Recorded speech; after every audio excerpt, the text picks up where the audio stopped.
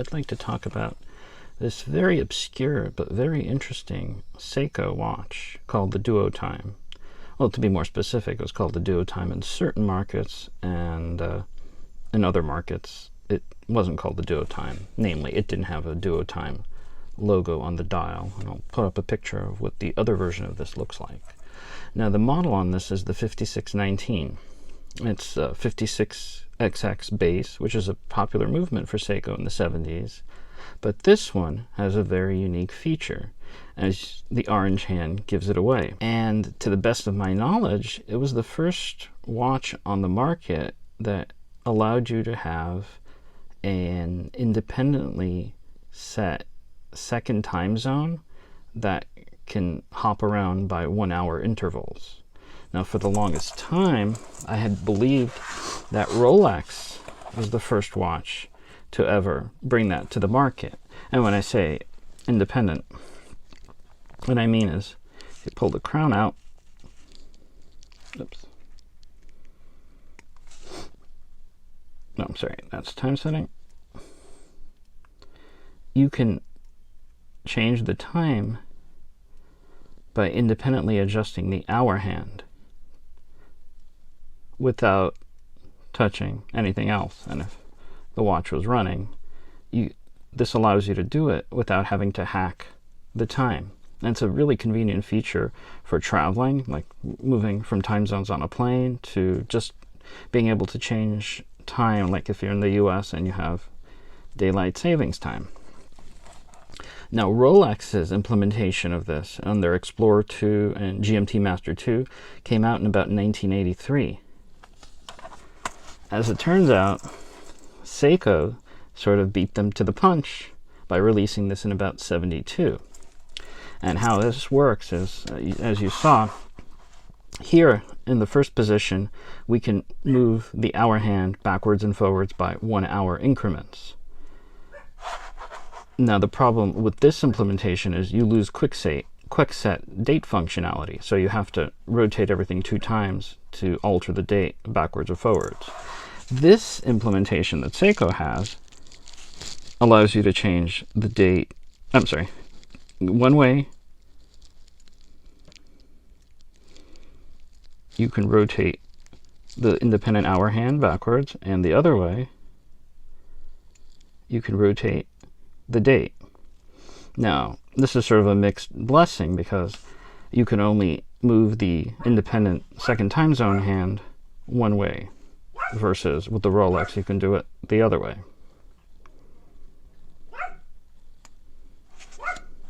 So the big question in my mind is, if Seiko beat Rolex to the market with this complication by over a decade, why was it discontinued so quickly? It was only manufactured, it's believed to have been only manufactured for about 2 years, about 72 to 74. It was sold around the world, again, in some places with a Duotime logo on the dial, and other places like this without it. There were, I believe, there's also this was the acrylic crystal version, and there was also I guess a Hardlex mineral crystal version as well. Why that happened, I don't really know. But the main thing with this watch, and in general the 56XX movement, is the day-date mechanism uses a plastic gear on some of the models. Not all of the models, because they were used in higher-end King Seikos and a large variety of watches. But it's believed that for the 5619 Duotime implementation, they did use a plastic gear. And that sort of makes sense logically, because oftentimes when you see these watches on the market, the second time zone hand and the date doesn't change readily when you move the crown, and that's because that gear is damaged. One of the going theories on it, why this watch was only sold for 2 years, was simply because they had a high rate of failure and they discontinued it.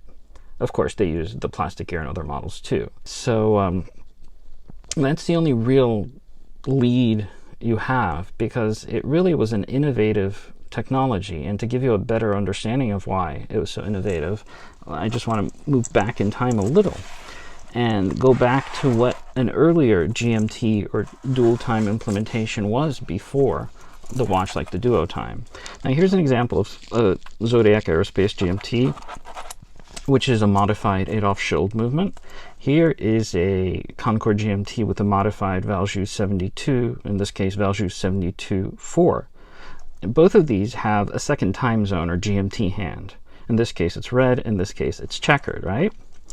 And to use them, you're relying on a bezel or an inner rotating chapter ring. Because when you set time on a watch like this, the hands are slaved. So as you rotate the local hour hand, the GMT hand moves with it.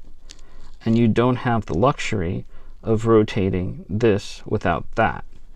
So as you set your time and you put your crown back in, you have to rotate the bezel to align the proper GMT or second time zone that you want to be tracking with, in this case, the red hand.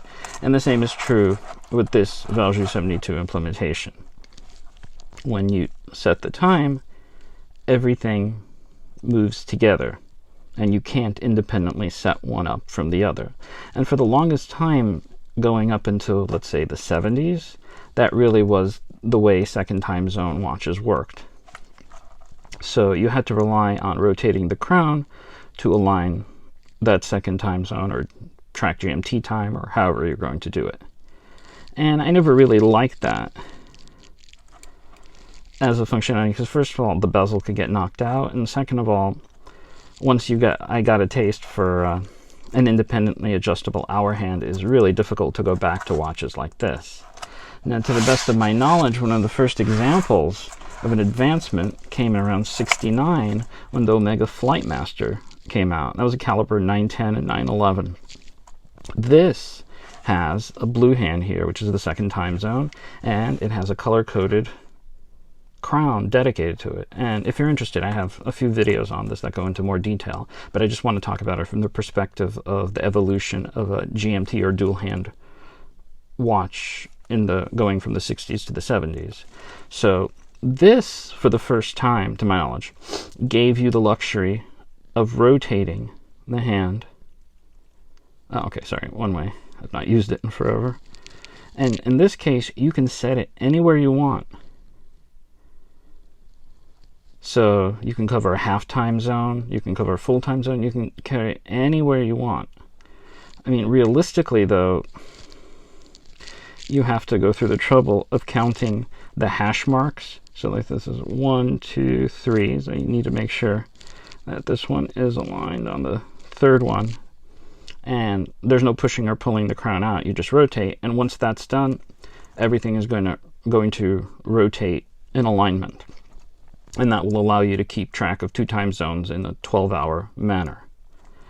And as I've said in my other videos, I love this design. This was meant for pilots. Commercial air flight was really taking off in the 60s to 70s. And the thing, though, is it's an enormous watch. This was the definition of a tool watch. It was a professional watch. It was meant for pilots. I can't imagine many other people at the time period really would have benefited from something like this. I guess perhaps if we were doing international business. But this, too, to my knowledge, wasn't a terribly popular watch compared to, say, the Rolex GMT Master. Now, again, as I said before, the GMT Master, which sort of resembled this one, had a fixed GMT or second time zone hand in '69.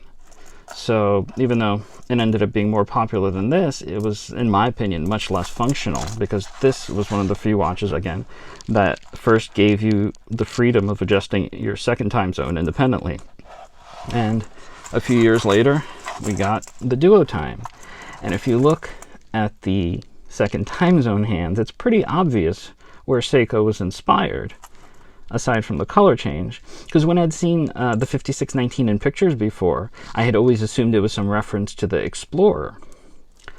But again, the Explorer would have only a 24-hour hand that was fixed, whereas this was independent. And this, in my opinion, is the natural evolution of this design, where you have the freedom of rotating it anywhere you want, which in theory is nice, but not necessarily always convenient, since usually you're going to be just rotating it by an hour at a time. So this was, I think, again, the natural evolution of that, and it allowed you to switch time zones with ease without having to hack the watch. And it's the strangest thing. Seiko has this really strange history of not acknowledging their own history. This isn't really referenced anywhere, and there's very little information available on this watch on the internet, which is why I was motivated to make this video. As I said earlier, because these 5619 movements use the plastic gearing, it's thought that eventually it'll probably fail with wear. So I'm glad I have one that works. I'm not going to keep stress testing it and using it over and over again. It's just I'm happy to have one that works. My understanding, there was at least one project, an attempt to make, I think, a 3D printed replacement gear for it, but I don't know how far that's gone. So if you happen to be interested in this watch, I think it's probably best to view it as simply a piece of history. Then, I mean, you could obviously wear it as a regular watch, but as far as changing the date, and especially changing time in the second time hand zone, because it's an obscure watch with discontinued parts, it's something you really need to think twice before doing, unless you're willing to cannibalize other 56XX movements where you could steal that part, which is what people who have other interesting 56 caliber movements end up having to do. It's a small watch. Again, this is a modern Explorer 2, and you can see just how much longer the lugs are, and this is considered a relatively normal sized watch by contemporary times. And obviously if you compare it to this ginormous Flightmaster, it absolutely dwarfs it in size.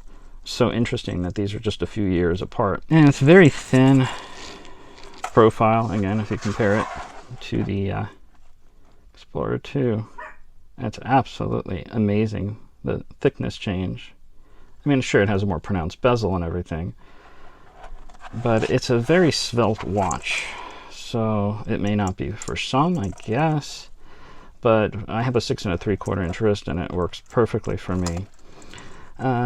Again, if you're used to more contemporary watches, you might refer to this bracelet as flimsy. I happen to prefer the more flimsy type bracelets because they wear on your wrist a lot easier. I find more contemporary bracelets are really heavy and a bit more restrictive, so your mileage will vary on that. I think this is one of the nicer versions of the 5619 because if you look at it at the right angle, it has a really nice brushed blue dial.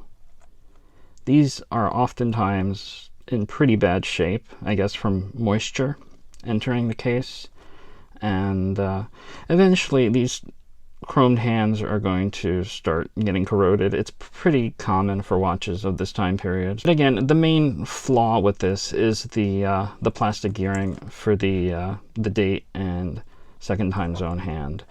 If you're looking for a functional watch, it's something you have to keep in mind. But the other interesting thing I just want to mention is, in many respects, this sort of set a trend as we went from this to this.